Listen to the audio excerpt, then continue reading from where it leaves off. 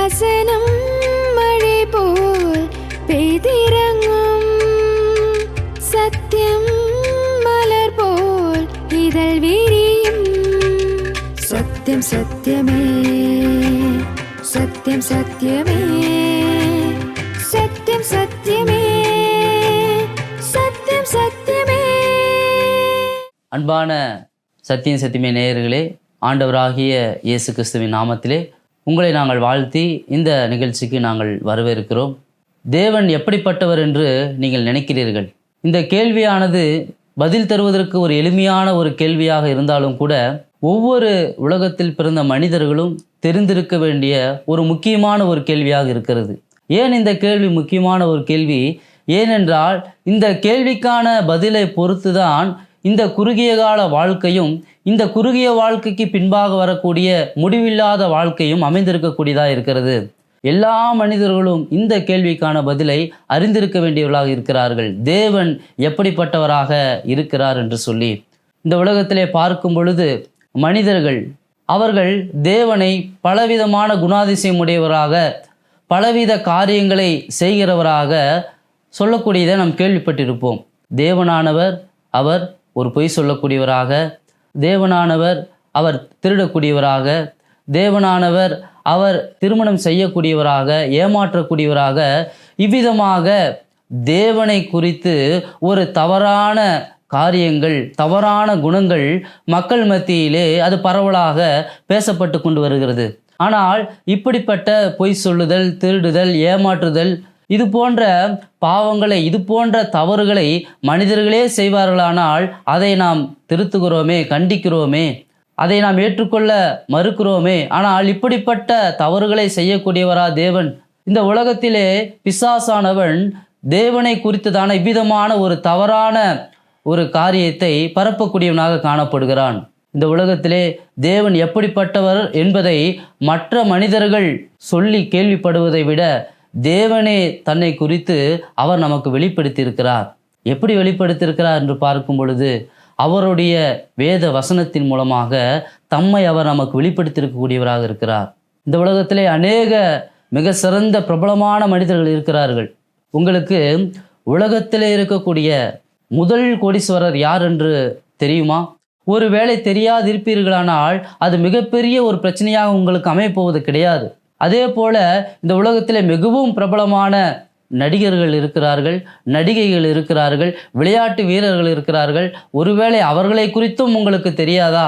அப்படி தெரியாதிருந்தாலும் கூட நீங்கள் கலங்க வேண்டிய அவசியம் அல்ல. ஏனென்றால் அதனால் உங்களுக்கு எந்த ஒரு ஆபத்தும் நேரிடப் போவது கிடையாது. இந்த உலகத்தில் வாழ்ந்து முடித்த ஞானியார், வாழ்கின்ற ஞானியார், இப்படி இந்த உலகத்திலே இருக்கக்கூடிய எந்த மிக சிறந்த ஒரு துறையிலும் கூட மிக சிறந்த நபர்களை நீங்கள் தெரியாதிருப்பீர்களானால் அது உங்களுக்கு மிகப்பெரிய ஒரு நஷ்டம் அல்ல. ஆனால் உங்களையும் என்னையும், வானத்தையும் பூமியும், நம்முடைய சுவாசத்தை கையிலே பிடித்து வைத்திருக்கக்கூடிய சர்வ வல்லமையுள்ள சதா காலமும் ஆளுகை செய்கிற தேவனை நீங்கள் அறியாதிருப்பீர்களானால் நீங்கள் மிக பெரிதான ஒரு ஆபத்திலே இருக்கிறீர்கள். நீங்கள் கலங்கி தவிக்க வேண்டிய ஒரு நிலைமையில இருக்கிறீர்கள். அவரை எவ்விதத்திலாகிலும் கண்டு அறிந்து கொள்ள வேண்டிய தேவையில் இருக்கக்கூடியவர்களாக இருக்கிறீர்கள். ஏனென்றால் அவரை அறிந்திருக்கக்கூடிய அறிவை பொறுத்து தான் உங்களுடைய வாழ்வினுடைய ஆசீர்வாதம் அமையக்கூடியதாக இருக்கிறது. இந்த உலக வாழ்க்கை அமையக்கூடியதாக இருக்கிறது. இந்த உலகத்துக்கு பின்பாக இருக்கக்கூடிய மறுமையிலும் நித்திய வாழ்வும் கூட அது அவரை அறிந்திருக்கக்கூடிய அறிவின் அடிப்படையிலே அது அமைந்திருக்கக்கூடியதாக இருக்கிறது. அவரை அறிந்து கொள்வதற்கு ஏதுவாக நாம் முயற்சி செய்ய வேண்டும். எப்படி அவரை அறிந்து கொள்ளலாம்? தேவன் தமது வசனத்தின் மூலமாக அவர் நமக்கு தம்மை வெளிப்படுத்தியிருக்கக்கூடியவராக இருக்கிறார். ஒருவேளை நீங்கள் கேட்கலாம், அவரை அறியாதிருப்பேனானால் எனக்கு என்ன நேரிடும் என்று சொல்லி. ஆண்டவரே அதை நமக்கு வெளிப்படுத்தியிருக்கக்கூடியவராக இருக்கிறார். ஓசியா 4ஆம் அதிகாரத்திலே 6ஆம் வசனத்திலே ஆண்டவர் இவ்விதமாக சொல்லுகிறார், என் ஜனங்கள் அறிவில்லாமையினால் சங்காரமாகிறார்கள். அதாவது ஆண்டவர் சொல்லுகிறார், என் ஜனங்கள், என்னால் படைக்கப்பட்ட, என்னுடைய சாயலே, என்னுடைய ரூபத்திலே படைக்கப்பட்ட மனிதர்களாக இருக்கக்கூடிய என் ஜனங்கள் அறிவில்லாமையால், என்னை குறித்ததான அறிவு இல்லாத நிமித்தமாக அவர்கள் சங்காரமாகிறார்கள், அதாவது அழிந்து போகிறார்கள் என்று ஆண்டவர் தம்மால் படைக்கப்பட்ட ஜனங்கள் தம்மை அறியாதிருப்பதினால் உண்டாகக்கூடிய ஒரு பிரச்சனையை குறித்து ஆண்டவர் சொல்லுகிறார். இந்த நாளிலும் கூட ஒருவேளை நீங்கள் ஆண்டவராகிய இயேசு கிறிஸ்துவை அறியாதிருப்பீர்களானால் நமக்கு வரப்போகிற ஆபத்து, பிரச்சனை அது அழிவாக காணப்படுகிறது. 1, 2, 3 என்று அது சிறிய அளவிலான ஒரு அழிவு அல்ல, அது முற்றிலுமான ஒரு அழிவாக காணப்படுகிறது. அது 1, 2 நாளுக்குரிய அழிவு அல்ல, அது முடிவில்லாத நாளுக்குரிய அழிவாக இருக்கிறது. அப்படியானால் ஆண்டவராகிய இயேசுவை நீங்கள் அறியாதிருப்பீர்களானால் சம்பவிக்க போகிறது எதுவென்று பார்க்கும் பொழுது, அது எதனாலும் ஈடு செய்ய முடியாத, திரும்ப பெற முடியாத ஒரு மிகப்பெரிதான ஒரு அழிவாக இருக்கிறது. அந்த அழிவு என்ன? வேத வார்த்தையை சொல்லுகிறது, பாவத்தின் சம்பளம் மரணம் என்று சொல்லி. ரோமர் 3ஆம் அதிகாரம் 23வது வசனத்திலே ஆண்டவர் சொல்லுகிறார், பாவத்தினுடைய கூலி மரணம் என்று சொல்லி. அந்த மரணமே மிகப்பெரிய ஒரு அழிவாக நமக்கு இருக்கிறது. மரணம் என்றால் நாம் நினைப்பது போல உடலிலிருந்து உயிர் பிரிவது கிடையாது. இந்த உயிருக்கு அது அழிவே இல்லாததாக இருக்கிறது. அது முடிவில்லாத ஒரு நாட்கள் அது வாழக்கூடிய ஒன்றாக இந்த ஆத்துமாவானது காணப்படுகிறது. மரணம் என்பது உடலில் இருந்து உயிர் பிரிந்து வாழக்கூடிய ஒன்றாக இருக்கிறது. ஆத்துமா அழிவில்லாத நிமித்தம் அது என்றென்றும் வாழக்கூடியதாக இருக்கிறது. ஆனால் அந்த ஆத்துமா எப்படி வாழப்போகிறது? ஒருவேளை நீங்கள் ஆண்டவரை அறியாதிருப்பீர்களானால் அது என்றென்றைக்கும் அவியாமல் எரிந்து கொண்டிருக்கக்கூடிய, அது பாவத்தின் தண்டனை கொடுக்கப்படக்கூடிய, தீ எரிந்து கொண்டிருக்கக்கூடிய அந்த நரகத்திலே முடிவில்லாத வேதனையும் கஷ்டமுமாய் காணப்படும். அன்பான சகோதர சகோதரிகளே, ஆண்டவர் நம் ஒவ்வொருவருக்கும் தன்னை வெளிப்படுத்தியிருக்கக்கூடியவராக இருக்கிறார். அவர் எப்படிப்பட்டவர் என்பதை வெளிப்படுத்தியிருக்கிறார். அவர் பாவமில்லாத ஒரு தேவன், பாவம் செய்ய இயலாதவர், பரிசுத்தமான ஒரு தேவன்.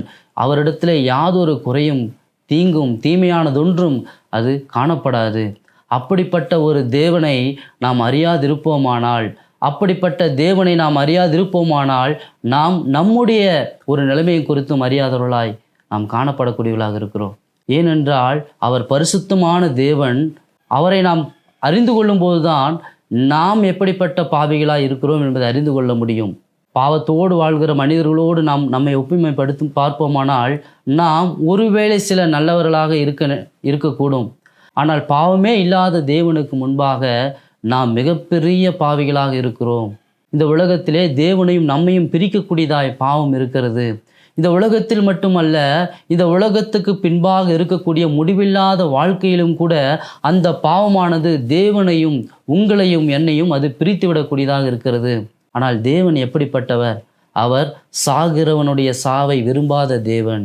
அழிவை கண்டு அவர் அழிந்து போகட்டும் என்று விடாதிருக்கக்கூடிய தேவன்.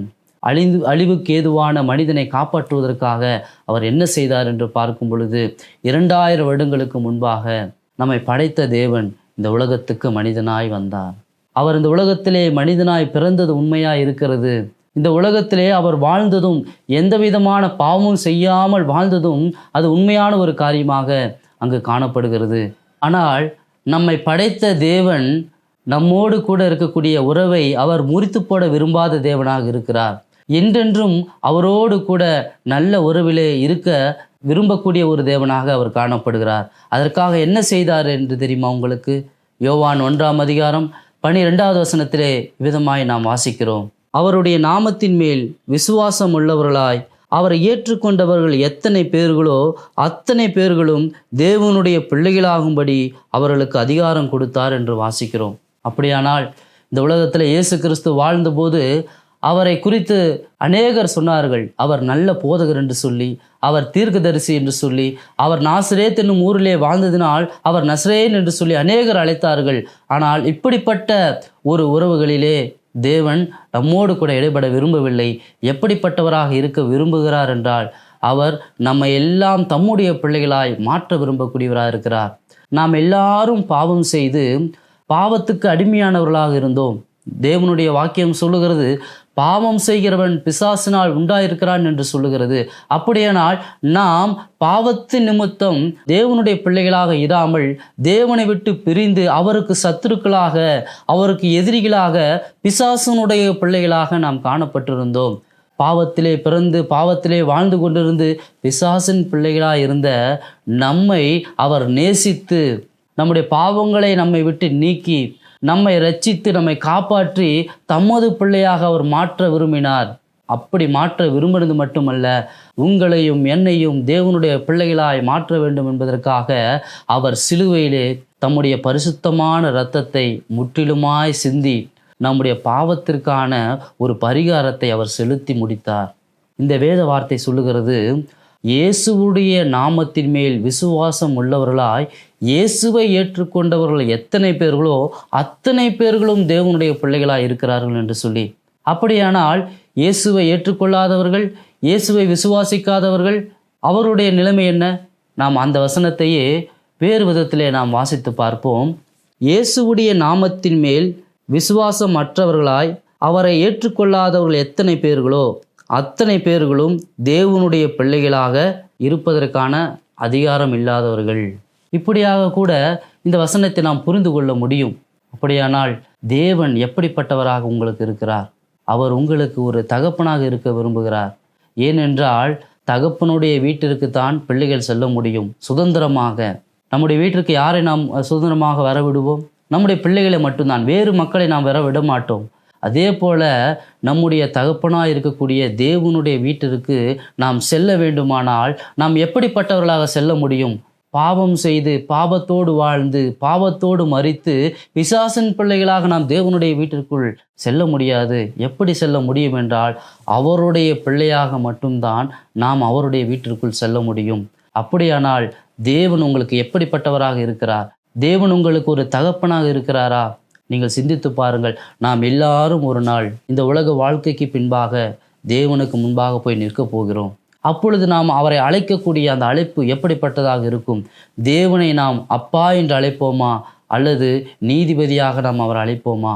நாம் அப்பா என்று அழைத்தோமானால் அவருடைய வீட்டிற்கு, நித்திய வீட்டிற்கு சொந்தக்காரர்களாய் மாறுவோம். ஒருவேளை அவர் நமக்கு அப்பாவாக இல்லாதிருப்பாரானால் அவர் இந்த உலகத்திலே நாம் பிறந்தது முதல் மரிக்கும் வரைக்கும் அவருக்கு எதிராக, மற்ற மனிதர்களுக்கு எதிராக செய்த ஒவ்வொரு பாவத்தின் நிமித்தமாக வரக்கூடிய தண்டனையாகிய தேவனை விட்டு நிரந்தரமாய் இருக்கக்கூடிய பிரிவையும் நித்திய வேதனையும் கஷ்டங்களையும் வேதனைகளையும் நாம் அனுபவிக்கக்கூடியவர்களாய் காணப்படுவோம்.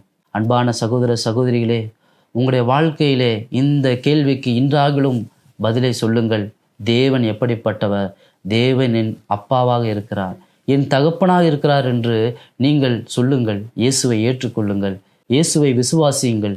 இயேசுவை போதகராக அல்ல, நல்ல மனிதராக அல்ல, அவர் படைத்தவராக அல்ல, படைப்பின் தேவன் உங்களுக்காக எனக்காக பலியானார் என்பதையும் கூட நீங்கள் விசுவாசியுங்கள். அப்படிப்பட்ட விசுவாசம்தான் உங்களையும் என்னையும் அது பரலோகத்துக்கு கொண்டு போய் சேர்க்கக்கூடியதாக காணப்படுகிறது.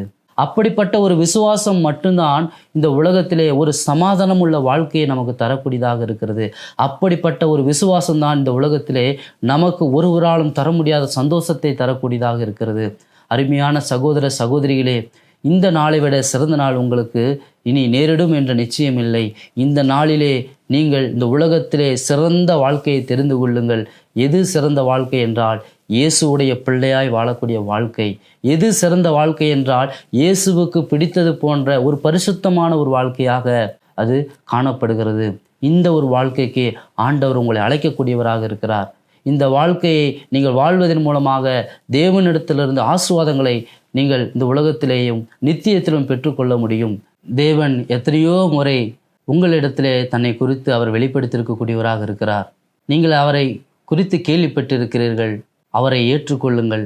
அவரை நீங்கள் ஒருவேளை ஏற்றுக்கொள்ளாதிருப்பீர்களானால் உங்களுக்கு வரக்கூடிய ஆபத்திலிருந்து, உங்களுக்கு வரப்போகிற ஒரு வேதனைகளிலிருந்து இந்த உலகத்திலே காப்பாற்றுவதற்கு ஒருவராலும் கூடாது.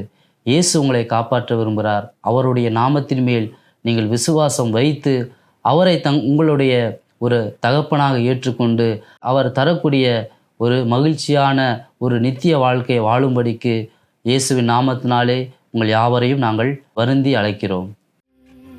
சத்யம் சத்யமே, சத்யம் சத்யமே.